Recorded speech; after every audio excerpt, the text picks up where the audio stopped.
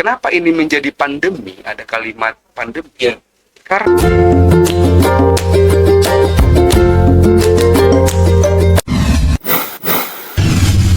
Assalamualaikum warahmatullahi wabarakatuh. Sore ini kita kedatangan seorang tamu, seorang peneliti yang akan kita mulai dengan podcast Lintas Gayo. Beliau adalah Kasman Dedi yang sejak 2017 sudah melakukan penelitian khususnya kopi di Aceh Tengah, Belanda dan Bengkulu. Kasman Dedi lahir di Pondok Baru pada tanggal 9 bulan 9 1982. Kemudian Kasman Dedi adalah peneliti yang bekerja untuk Enveritas di New York, Amerika Serikat, dan Yamada Spire di Indonesia. Jadi ada hal yang menakutkan yang diteliti oleh saudara Kasman tentang menyangkut tentang hajat hidup orang banyak di Aceh Tengah. Kita tahu hampir 90% lebih penduduk Aceh Tengah adalah Aceh Tengah, Benar Biak, dan sebagian Ganyos adalah petani kopi. Mereka menggantungkan hidupnya dari kopi, dari untuk kebutuhan melahirkan hingga mereka naik haji ke tanah suci, bahkan sampai mereka dikuburkan berada di kebun kopi mereka. Hasil penelitian Kasman Dedi yang sangat mengkhawatirkan bagi kita petani adalah tentang serangan penyakit penggerek yang menyerang buah kopi, yaitu PBKU, jadi penggerek buah kopi. Jadi agar kita mendapatkan data yang lebih real dan rinci tentang penelitian Kasman Dedi, bersama saya sudah hadir saudara Kasman Dedi. Untuk itu saya ingin Bang Kasman Dedi menceritakan tentang penelitiannya. Silakan Bang Kasman. terima kasih Bung, saya sampaikan sudah mengundang saya dalam acara podcast ini. Pertama saya coba memperkenalkan diri. Saya Kasman Dedi. Kebetulan selama ini saya aktif di lembaga penelitian Enveritas dan Yamada Spire dari tahun 2017. Saya sudah melalui beberapa wilayah di Indonesia, Aceh, Sumatera Utara, Sumatera Barat, Jambi, Bengkulu, Sumsel, Lampung, Tanggamus, Lampung. Kemudian tahun ini juga saya baru pulang dari Jawa Timur, Malang, Dampit, dan beberapa wilayah lainnya. Tantangan petani kopi Arabica khususnya, kebetulan saya lahir di Tanah Gayo di Kabupaten Muara. Kemudian kultur keluarga saya juga di Aceh Tengah, dan kita pahami bersama ketika tanaman kopi ini menjadi tulang punggung setiap rumah tangga di Tanah Gayo. Nah, situasi ini tentu sangat memprihatinkan, ketika misalkan hama PPKU ini tanpa ada penanganan yang sangat serius dilakukan oleh pemerintah daerah. Ya. Jadi intinya begini, Bang Kasman menemukan bahwa PBKU itu sudah sangat pada kondisi yang sangat meresahkan dan bisa berefek kepada hasil produksi petani. Oh iya, benar. Karena di hasil penelitian yang dirilis oleh Lintas Gayo yang menjadi acuan kita hari ini adalah bahwa PBKU ini sudah menyerang di 1.600 mdpl. Oh iya. Bisa Bang Dedi ceritakan nggak kira-kira parahnya tingkat kerusakan yang dihasilkan oleh Baik, terima kasih Bung. Kita coba menyampaikan dulu sebenarnya hama PBKU ini hama apa? Ya. Kan gitu ya. Ya. Hama PBKU ini benar salah satu penyebab utama penurunan produksi dan mutu kopi di Indonesia. Kerusakan yang ditimbulkan itu misalkan buah menjadi tidak berkembang, berubah warna menjadi kuning kemerahan, dan akhirnya gugur. Nah, menurut Carl Soffen 1981, hama penggerek buah kopi ini diklasifikasikan sebagai spesies Hypothenemus hampe dalam kelas insekta, dengan metamorfosis sempurna telur, larva, pupa, dan imago. Nah, betinanya ini lebih besar daripada jantan. Betina 1,7 mm, panjangnya dan 0,7 lebar, sedangkan jantannya 1,2 mm dan lebarnya 0,6 sampai 0,7 lebarnya. Nah, itu dari eh, BBKO Amat itu sendiri. Kemudian kumbang betina yang akan bertelur membuat lubang gerekan 1 mm pada buah kopi, biasanya berada di ujung kopi. Di ujung kopi, di ujung kopi eh, itu bisa menghasilkan 30 sampai 50 butir telur dalam satu biji dalam kopi. satu biji kopi. Nah, kumbang betina bertelur telur menetas 5 sampai 9 hari. Larva usianya 10 sampai 26 hari, pupa usianya 4 sampai 9 hari. Nah, Penelitian Bang Deddy ini sebetulnya sangat kalau saya lihat itu bisa menakutkan banyak orang, terutama petani kita. Kenapa saya sebut menakutkan? Karena itu bisa mengurangi produksi mereka setiap tahun. Berarti ini artinya setiap tahun ekonomi mereka akan merosot, karena kita tahu tadi data menyebutkan bahwa 90% mungkin bisa lebih bahwa penduduk Aceh Tengah, Banda Mulia dan sebagian Indonesia itu adalah mengandalkan kopi. Nah, hasil penelitian Bang Deddy ini seberapa parah sebetulnya serangan BBKO ini terhadap kopi petani di Gayo? iya, terima kasih Bang. Sebenarnya ada beberapa banyak faktor menjadi penyebab. Pertama, usia tanaman. Ya, Yang kedua itu ketinggian. ya, Yang ketiga, hama dan penyakit. Kemudian ada juga jamur akar. Kemudian penyalahgunaan pupuk berlebih dan penggunaan herbisida yang berlebih. Nah, dari beberapa faktor ini belum ada penanganan yang serius oleh yang terkait. Nah, kemudian yang mana yang lebih tampak di depan mata saat ini? Yang lebih tampak dan daya rusaknya yang lebih tinggi itu PPKO. PPKO. Nah, kemudian baru ke jamur akar. Nah, inilah kendala petani yang petani hadapi saat sekarang. Kemudian juga, nah, selain PPKO dan jamur akar, usia tanaman. Nah, usia tanaman kopi kita sekarang ini rata-rata di atas 15 tahun. Itu juga menjadi salah satu faktor kenapa produksi kopi Gayo, baik Aceh Tengah dan Bener Meriah dan Gayo Luas terus menurun setiap tahunnya. Nah, begitu kira-kira. Jadi khusus tentang penelitian PBKU tadi, katakanlah dalam satu luasan kebun petani kopi, berapa persen produksi menurun dengan serangan ini? Oke, saya baru melakukan perjalanan ke daerah Bener Meriah di wilayah Kecamatan Besidah, kemudian Kecamatan Bandar, dan Kecamatan Bukit. Saya ngambil 3 sampel ini beberapa hari yang lalu. Di sini kan berbeda-beda. Ya. Misalkan seperti di Kecamatan Besidah, itu bisa dalam satu kaleng ceri merah, itu bisa tiga bambu 30 ya. yang mengapung. Berarti 30% ya? Ya, yang mengapung. Ya. Kemudian di Bandar juga di wilayah Belangjorong, kemudian Remang Jaya, kemudian Wonosari, terus ke bawah, itu juga dalam keadaan zona yang sama.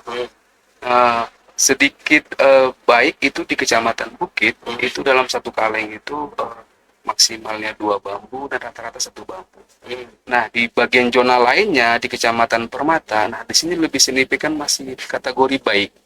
Nah, karena memang penyerangan hama PBKO di wilayah ketinggian 1.500-400 ke atas itu lebih rendah dibanding wilayah zona-zona yang di bawah 1.200 ke bawah lah, sampai ke zona kritis. Ya. Jadi artinya bahwa di ketinggian tempat di mana habitat kopi itu tumbuh itu sangat berpengaruh terhadap serangan PBKO. Oh ya, sangat berpengaruh. Makanya sebenarnya, Bang, kalau pemerintah daerah punya respect tentang hajat hidup petani ini berkelanjutan, kita tidak punya zona di Aceh Tengah Bener Meriah, kita tidak punya zona wilayah yang mana sebenarnya layak tumbuh kopi Arabica dan di mana yang tidak layak tumbuh kopi Arabica. Kemudian pemerintah daerah kita juga tidak pernah terpikir apa penggantinya, apakah kopi robusta dengan ketinggian 1.000 ke bawah masih sangat ideal ditanami atau tanaman lainnya untuk menunjang tambahan pendapatan dari petani. Nah, Itu yang kita tidak dapat. Jadi artinya bahwa sebetulnya pemerintah kita tidak pernah melakukan sebuah kajian atau sebuah rekomendasi pada masyarakat bahwa di suatu kawasan tertentu, katakanlah di 900 ke bawah, mereka tidak layak menanam kopi karena pasti hama dan penyakit itu akan besar di sana. Iya. Jadi itu yang tidak dilakukan pemerintah atau dinas terkait. Iya, tidak. Selama ini tidak ada. Tidak. Nah, selama ini kita dengan kekurangan, dengan keterbatasan teman-teman koperasi, mereka kan melakukan hal itu dengan keterbatasannya, dengan seluruh keadaan yang mereka hadapi. Jadi yang selama ini menjadi garda terdepan itu kan teman-teman koperasi. Kita kan nggak boleh munafik juga bahwa kita harus mengapresiasi mereka juga. Nah, padahal dalam PBKO itu serangan hama penyakit ini kan sudah dijelaskan beberapa kali. Misalkan dalam ketinggian 500 mdpl misalkan, dia mampu tumbuh 25 hari. Kemudian juga dalam ketinggian 1200 mdpl ke atas, dia mampu tumbuh 33 hari. Nah, perbandingan betina dan jantan ini kan 500 banding 1. 500 betina, jantan 1. Nah, penerbangannya betina ini bisa terbang dari jam 4 sore sampai jam 6 sore. Nah, ini proses dia melakukan penerbangan. Nah, dia hinggap di bijinya, bertelur di sana, kemudian dia terbang penerbangan. Nah, kenapa ini menjadi pandemi? Ada kalimat pandemi. Karena ketika saya misalkan punya di area lahan, saya melakukan penanganan khusus misalkan untuk hama PBKO. Nah, di lahan saya saja nggak cukup. Lalu bagaimana dengan lahan tetangga saya, depan saya, belakang saya, kiri dan kanan? Nah, bila kiri dan kanan tidak melakukan hal yang sama, maka ini akan tidak mempengaruhi apapun. Jadi harus merata dan kompak. Oh iya, ini makanya dia ada kalimat pandemi itu sebenarnya bahwa ini kita harus berjamaah melakukannya penanganannya. Nah, apakah kita berjamaah mengaitkan pemerintah, kemudian teman-teman koperasi, kemudian desa.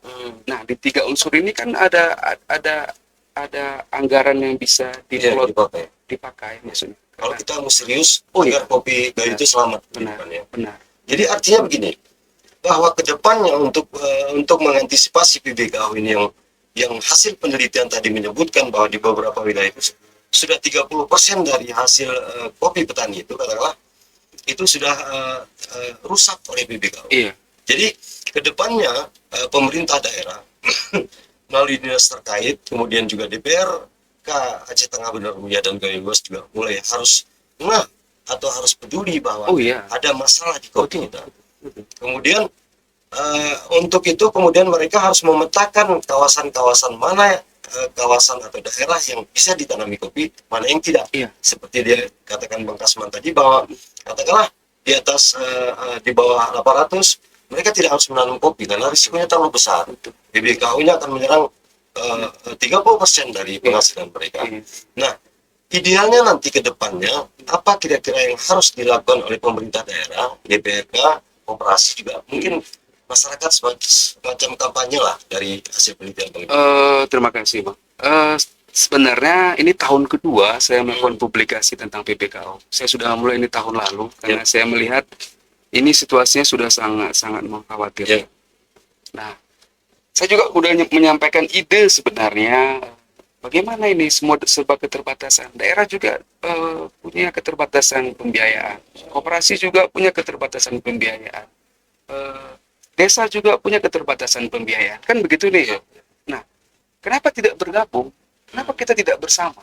Maksudnya, kenapa kita tidak bersama? Ayo kita bersama. Jadi stakeholder itu semua bersatu. Misalkan gini contohnya. Koperasi misalkan, teman-teman koperasi kan punya zona wilayah, punya binaan, otomatis kan tidak harus menggunakan uang daerah dalam zona koperasi misalkan, bisa menangani mandiri. Nah, ketika itu tergabung, suruh koperasi tergabung, kita bagi zona wilayah. Nah, yang belum tersentuh apapun, pemerintah daerah bisa masuk dan pemerintah desa juga bisa masuk. Nah, karena ini pandemi, maka kita harus serempak bergelombang untuk melakukan aksinya. Contoh misalkan jamur PBKO penggerak buah kopi. Kapan dia muncul? Ini kan menjadi pertanyaan. Nah, PBKO ini muncul ketika kopi sudah mulai pecah bunga menjadi biji. Nah, maka kita hitung bulannya. Ini kita berada di bulan mana dalam situasi tersebut, misalkan. Nah, itu kan berada di zona bunga bulan 8, 9, 10 atau 7, 8, 9, 10. Kan ini nih, Masa 7, 8, 9 masa pecah bunga dan mengarah menuju biji.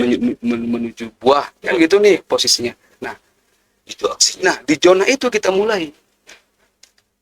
Apakah 2 kali atau 3 kali perlakuan? Kan gitu deh posisinya. Nah, apa resep yang harus dilakukan? Ya, Nah, mengantisipasi PBKO tadi.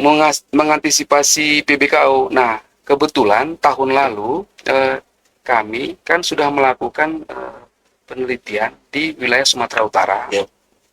Teman-teman Olam di Sumatera Utara kan sudah melakukan itu. Oh, sudah melakukan ya. Sudah Langsung kepada petani, Pak. langsung kepada petani. Dan saya sudah berkomunikasi langsung dengan petani tersebut bahwa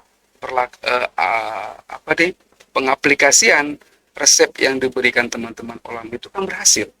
Resepnya apa itu? Nah, resepnya ini kan Bevaria bassiana, nama jamurnya. Ya. Nama jamurnya itu Bevaria bassiana. Kemudian petani bisa membuat sendiri di rumah karena bahan bakunya tersedia di kita. Di lingkungan kita Iya, kentang itu direbus, dibuat nanti potong dadu direbus, kemudian sampai mendidih, kemudian kentang itu disaring, ditambah gula, aduk rata, kemudian didinginkan, kemudian masukkanlah Bevaria bassiana sebagai jamurnya. Ya. Jamurnya. Kemudian tunggu hanya sampai 1 minggu kemudian. Tidak lama dia menunggu proses itu. Nah, setelah 1 minggu kemudian, baru nanti perbandingannya 1:20.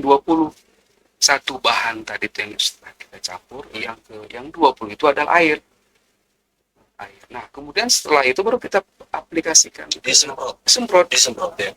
Nah, Berarti disemprot di saat pecah bunga. pecah bunga tadi Iya, ya. pecah Itu bunga. saat rawan yang harus kita jaga. Oh iya, dari awal. Dari awal Benar. untuk mengantisipasi PBKO. Iya, benar. Nah, posisinya ketika pecah bunga sudah berbiji kecil, kemudian penyemprotan yang kedua itu setelah matang hijau sempurna. Kemudian yang ketiga itu hijau mendekati merah. Nah, ketiga tahap ini saja kita lakukan sebenarnya, tapi berjamaah. Poin yang paling pentingnya ini berjamaah bersama-sama. Nah, itu bisa kita ukur nanti apakah ini berhasil atau tidak. Ya. Tapi kami yang sudah melakukan penelitian di Sumatera itu berhasil dilakukan. Nah, sekarang kita tunggu peran pemerintah, peran koperasi untuk melakukan hal tersebut. Ya. Nah, petani itu sebenarnya Pak, petani itu sebenarnya tidak harus mereka dibantu secara apapun sebenarnya, apakah produk, apakah bantuan, ini enggak. Yang dibutuhkan petani itu adalah informasi sebenarnya. Informasi. Ketika petani tidak mempunyai informasi apapun tentang resep, tentang obat-obatan, kan gitu ya. Sehingga di situ petani bingung. Terakhir tidak bisa diaplikasikan ke lahannya karena mereka nggak tahu. Nah, pemerintah, koperasi sebenarnya ini mereka ini harus ada demplot percontohan untuk pengaplikasian tersebut. Nanti dari demplot dan percontohan itu petani bisa meniru langsung bahwa itu angkanya berhasil. Jadi sebetulnya penanganannya sederhana. Jadi sangat sederhana, Bang Dedi. Jadi saya melihat kalimat dari Bang Dedi tadi, ini sudah semacam pandemi. Oh iya, Pandemi dalam tanda petik lah, katakan seperti itu.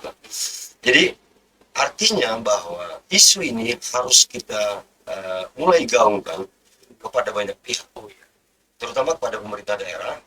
Kemudian kenapa pemerintah daerah harus menjadi prioritas kita untuk mengantisipasi hal ini? Karena pemerintah juga mendapatkan uang terbesar dari PAD mereka dari retribusi kopi. Saya contoh Bang ya. Kabupaten Bener Meriah di data BPS tahun 2024 luas lahan 34.524 hektar Itu di Benua Meriah. di Benar Meriah ini. Produksi per tahunnya 26.420 ton. Kan itu tuh Ya, per tahun. Bila kita estimasi pajak daerah, ya, retribusi lah ya. distribusi itu Rp250 per kilogram. kilo, maka Kabupaten Benar Meriah per tahun mendapat 6,6 miliar per tahun dari kopi saja.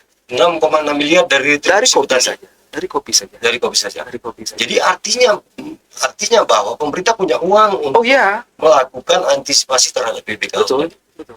Cuman apakah Bang Deddy melihat nggak kira-kira sekarang peran pemerintah di sini terhadap isu yang kita tahu ini sudah sangat meresahkan. Kira-kira tanggapan pemerintah yang sepengetahuan Bang Deddy, kemudian juga katakanlah DPR sebagai representasi masyarakat, kemudian kawan-kawan di koperasi, itu bagaimana terhadap masalah PPKU? Aceh Tengah Benar Meriah ini kan satu keluarga yang sama sebenarnya Ya, dalam kultur kan gitu ya. Ketika kita cerita Benar Meriah, sama saya kita bercerita tentang Benar Meriah Aceh Tengah kan gitu ya, bos. Bila kita merunut ke belakang, baik itu calon kepala daerah ataupun calon legislatif, di lisan mereka selalu bercerita tentang nasib petani, nasib petani, nasib petani, nasib petani. Itu menjadi jargon yang tertinggi. kampanye politik mereka yang Tertinggi. menarik suara. Puncak itu jargon tertinggi. dari segala sektor, apakah wisata bla bla bla bla, tapi yang tertinggi itu selalu menjadi kambing hitam itu petani. Nah, di Benar Meriah terakhir sangat serius ditangani kopi itu tahun 2017, masa almarhum Bapak Ruslim Saleh. Waktu itu kita Benar Meriah mendapat suplai APBN pusat itu cukup tinggi.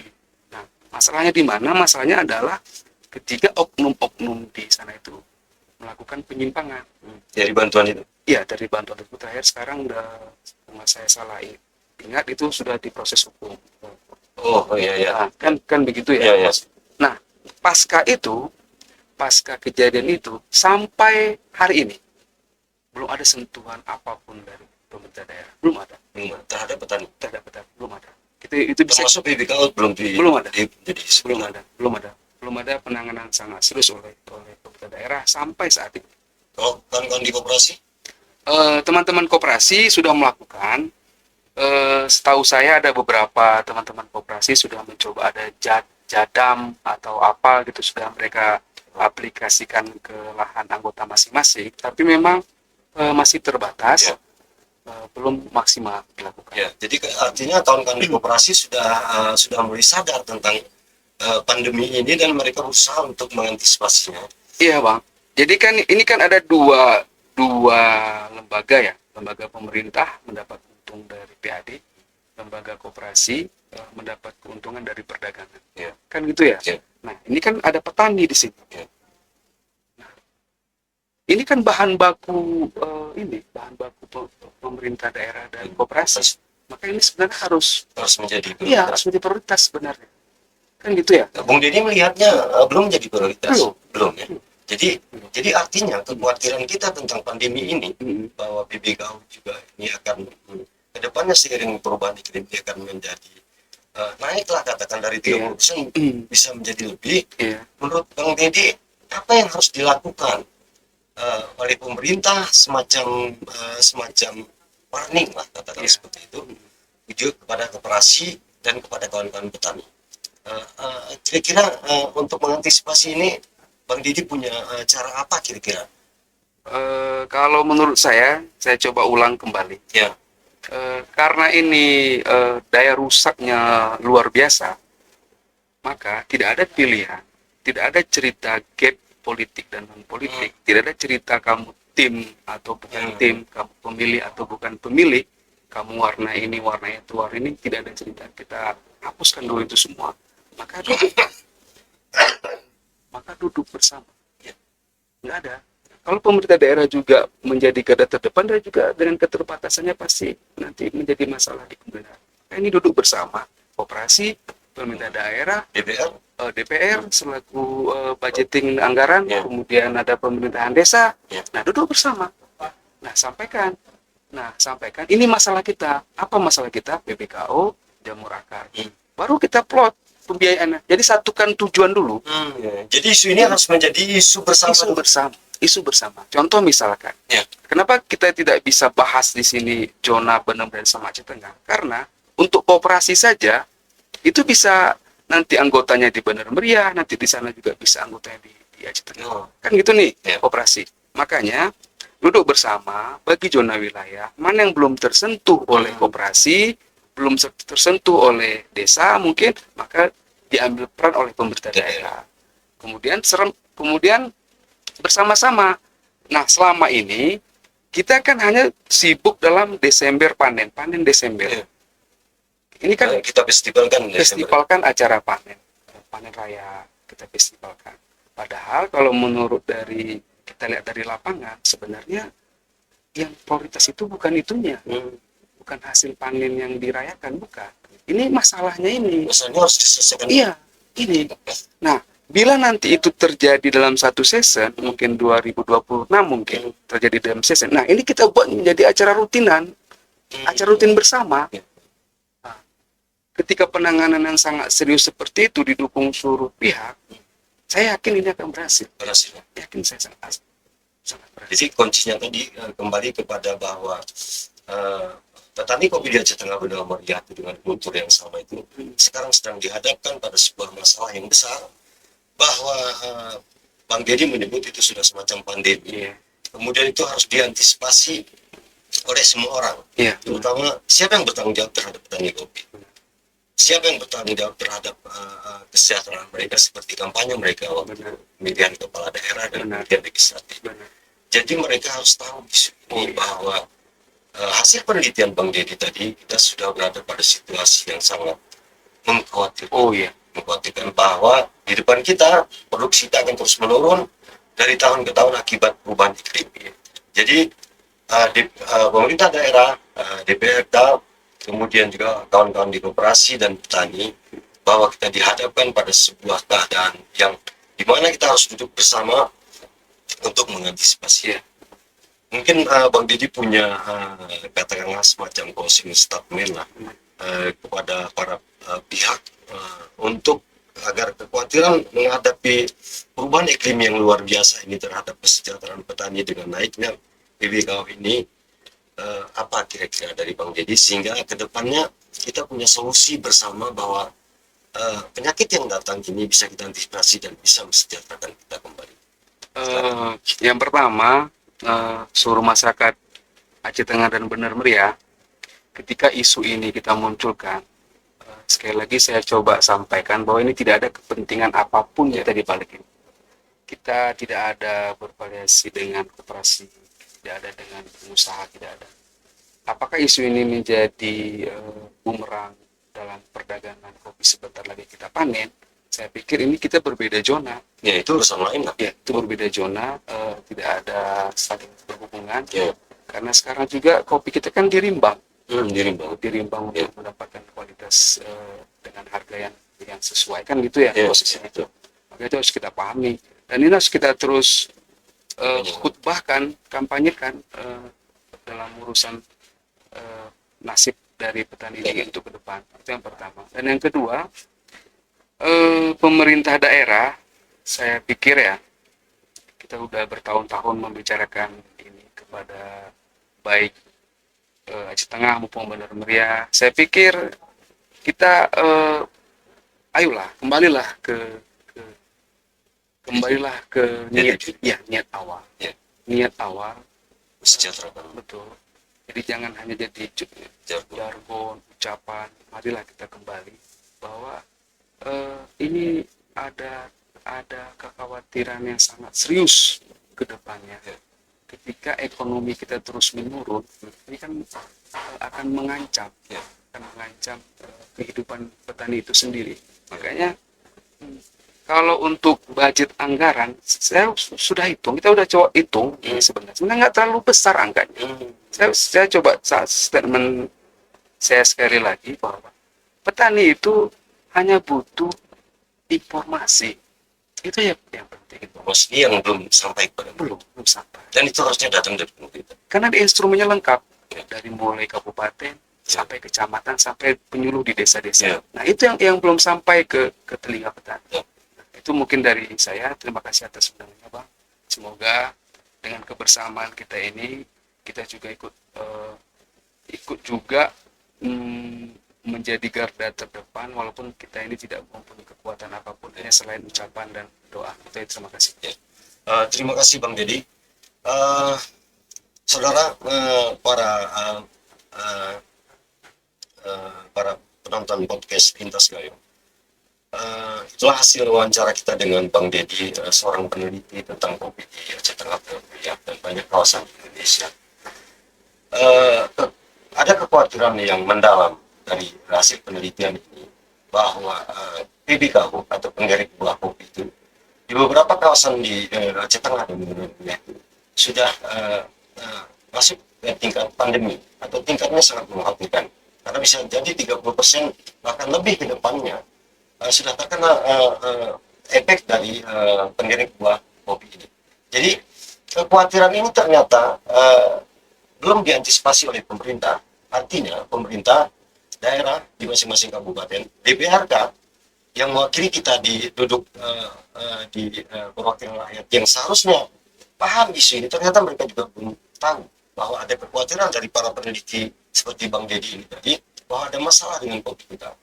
Nah, kedepannya Bang Dedi berharap pemerintah daerah, DPRK masing-masing kabupaten, kemudian koperasi dan sampai kepada petani paham tentang isu ini, kemudian bekerja bersama untuk mengantisipasinya. Ternyata seperti yang disebutkan dari penelitian Bang Dedi tadi, untuk mengantisipasi penyakit penggerik buah kopi ini ternyata tidak memerlukan biaya yang mahal. Jadi kuncinya sekarang, mau nggak kita mengantisipasi ini untuk mengurangi kerusakan yang ditimbulkan oleh PBKU. Apabila tidak, maka ancamannya adalah ke depannya PBKU bukan lagi menjadi 30%, tapi bisa lebih karena perubahan iklim dunia. Petani menunggu peran daripada pemerintah daerah, kemudian wakil-wakilnya di DPRK, dan kawan-kawan di koperasi. Demikian podcast kita hari ini. Kami akhiri. Terima kasih kami ucapkan kepada Bang Dedi, dan semoga kedepannya kita masih bisa berkontribusi lagi Bang. Kita akan wawancara lagi terhadap masalah kopi ini. Demikian kami akhiri. Assalamualaikum warahmatullahi wabarakatuh.